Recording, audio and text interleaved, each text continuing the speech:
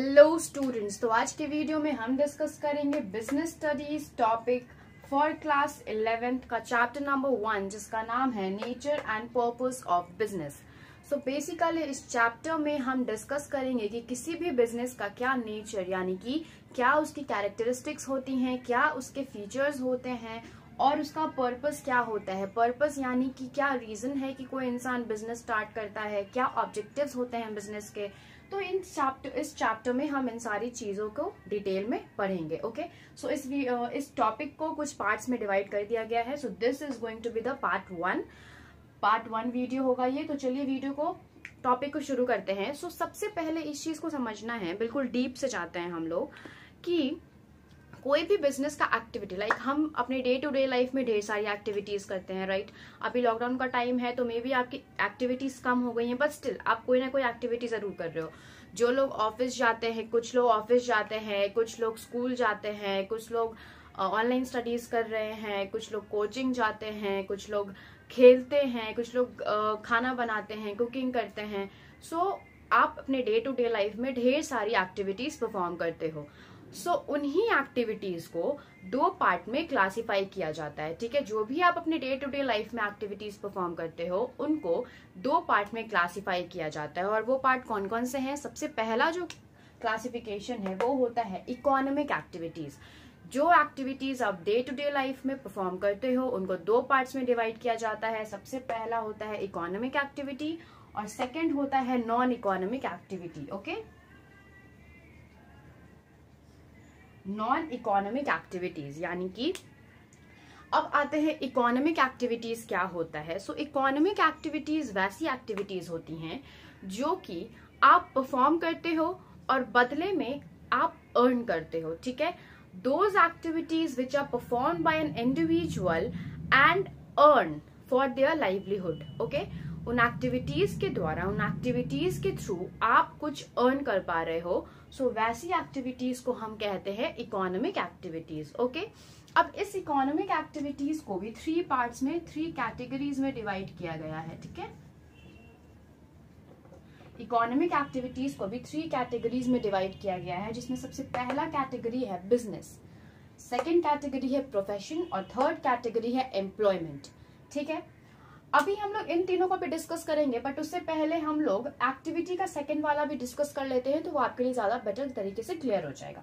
Non economic activity क्या होता है? सो नॉन इकोनॉमिक एक्टिविटीज वैसी एक्टिविटीज होती हैं जो कि एक इंडिविजुअल परफॉर्म करता है बट उसके बदले में उसको कोई भी अर्निंग नहीं होती है, यानी कि किसी भी तरीके का पैसा वो अर्न नहीं करता है। Okay, so non economic activities are those activities which are performed by an individual but do not earn from those activities, ठीक है। इंडिविजुअल परफॉर्म करता है बट एक्टिविटी अर्न नहीं करता है। सो बेसिकली इन दोनों एक्टिविटीज में बस एक ही सबसे बड़ा डिफरेंस है। कोई भी कभी भी एग्जाम में आपके एक क्वेश्चन अगर आता है तो आपको सिर्फ एक चीज को मेंशन करना है कि इकोनॉमिक एक्टिविटीज में अर्न किया जाता है लाइवलीहुड के लिए, बट नॉन इकोनॉमिक एक्टिविटीज में you can not earn money. Okay, अब एक एक करके आते हैं इकोनॉमिक एक्टिविटीज की कैटेगरीज पे। सो इकोनॉमिक एक्टिविटी का पहला कैटेगरी है बिजनेस। सो बिजनेस क्या होता है? सो बेसिकली अगर आप डे टू डे लाइफ में देखोगे तो मे बी आपके कोई रिलेटिव्स होंगे या इवन आपके पेरेंट्स होंगे जो बिजनेस करते होंगे। ओके, सो वैसी एक्टिविटीज जिसमें कि तीन चीजें होती हैं, जस्ट रिमेंबर तीन चीजें होती हैं। क्या क्या होता है? Sales, purchase and production. Mainly यही चीजें होती हैं। किस चीज का सेल, किस चीज का परचेज और किस चीज का production. So goods and services का सेल, परचेज और प्रोडक्शन जब होता है, जिसमें आपका मोटिव होता है कि आप या तो परचेज करो या सेल करो या किसी गुड्स एंड सर्विसेज को प्रोड्यूस करो ताकि आप उससे कुछ अर्न कर सको, ठीक है। आपका मोटिव वहां पे क्या होता है कि इन सारी चीजों को, इन सारी एक्टिविटीज को परफॉर्म करके आप उससे कुछ अर्न कर सको। So that will be known as business. ठीक है, so business is that activity जिसमें कि आप किसी भी प्रोडक्ट या सर्विस को सेल कर रहे हो, परचेज कर रहे हो, या फिर उसकी प्रोडक्शन कर रहे हो किसी भी सामान का, गुड्स का, ताकि उससे आप लोग कुछ अर्न कर सको। तो वैसी चीज को, वैसी एक्टिविटी को हम कहते हैं बिजनेस। क्लियर हो? सो एक्चुअली बैकग्राउंड में थोड़ी आवाज आ रही होगी आपको गाने का, बिकॉज इधर कुछ गीत वीत चल रहा है, मे बी किसी की शादी है, सो दैट्स लाइक गीत वगैरह चल रहा है, so please ignore that thing, so sorry for that. चलिए अब आते हैं प्रोफेशन पे। तो प्रोफेशन क्या होता है? सो बेसिकली हमने देखा होगा, स्टिल मैं सेम एग्जांपल दूंगी कि आपने अपने डे टू डे लाइफ में अपने रिलेटिव्स को देखा होगा कि कुछ लोग डॉक्टर्स हैं, कुछ लोग टीचर्स हैं, कुछ लोग पायलट हैं। सो ऐसे क्या होता है कि ये सारी चीजों के लिए यानी कि वैसी ऑक्यूपेशन, वैसा ऑक्यूपेशन जिसमें कि आपके पास उस चीज से रिलेटेड नॉलेज हो, अच्छा खासा नॉलेज हो, आप उस चीज में बहुत ज्यादा स्किल्ड हो, तो उसको हम कहते हैं प्रोफेशन। ठीक है, यानी कि वैसा ऑक्यूपेशन जिसमें आप बहुत ज्यादा नॉलेजेबल हो, जिसका आपको बहुत ज्यादा नॉलेज है, जिसमें आप बहुत ज्यादा स्किल्ड हो। ओके, सो उसको हम कहते हैं प्रोफेशन। ठीक है, फॉर एग्जाम्पल टीचर।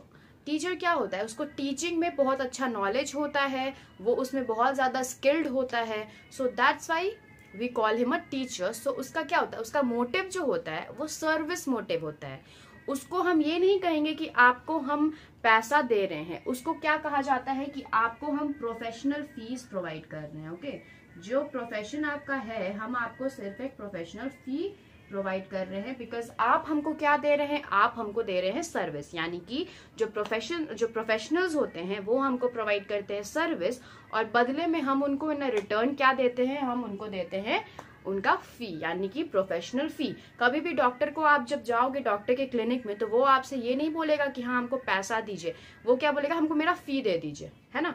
सो उसको हम क्या कहते हैं? प्रोफेशनल फी कहते हैं। सो जो भी लोग इस प्रोफेशन में होते हैं, यानी कि जो भी लोग टीचर होते हैं, डॉक्टर होते हैं, पायलट होते हैं, सो इस तरीके के जो भी ऑक्यूपेशन जिनका होता है उनको हम कहते हैं प्रोफेशनल्स।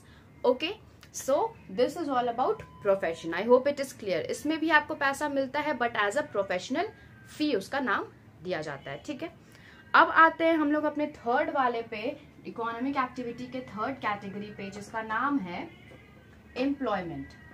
सो अब एम्प्लॉयमेंट क्या होता है? सो एम्प्लॉयमेंट आपके लिए बहुत ईजी होगा समझना।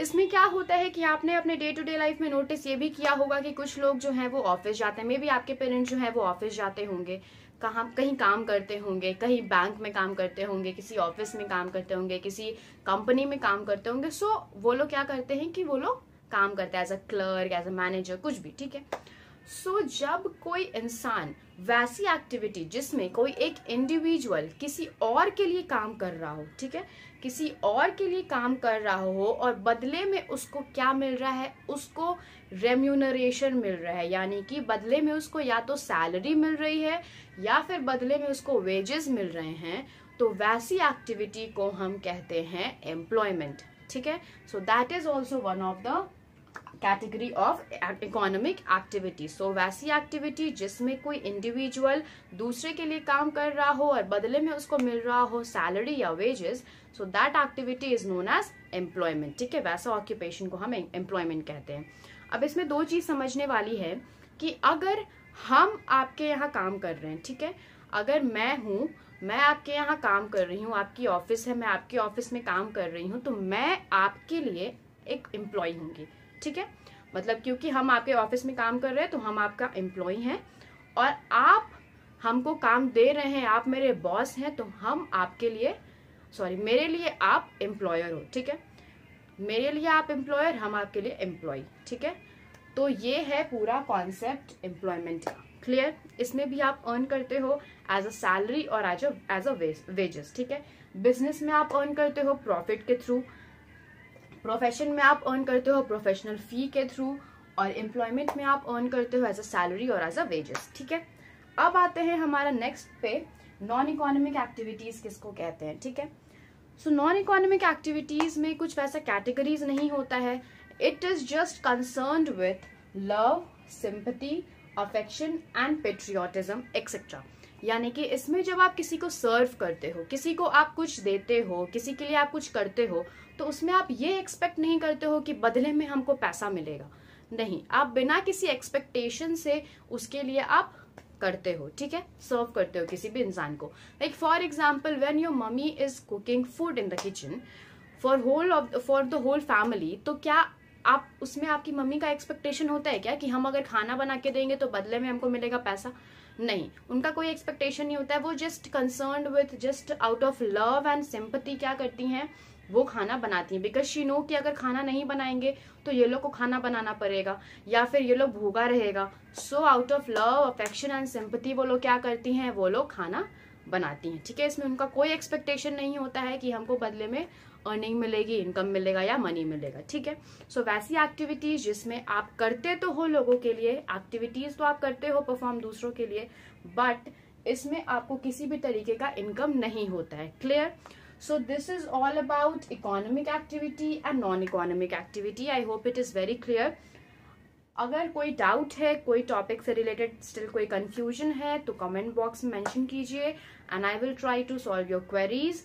And do like, subscribe and share to my channel, and still telling you all once again, just hit the bell icon so that you can get the further notifications of all my latest videos.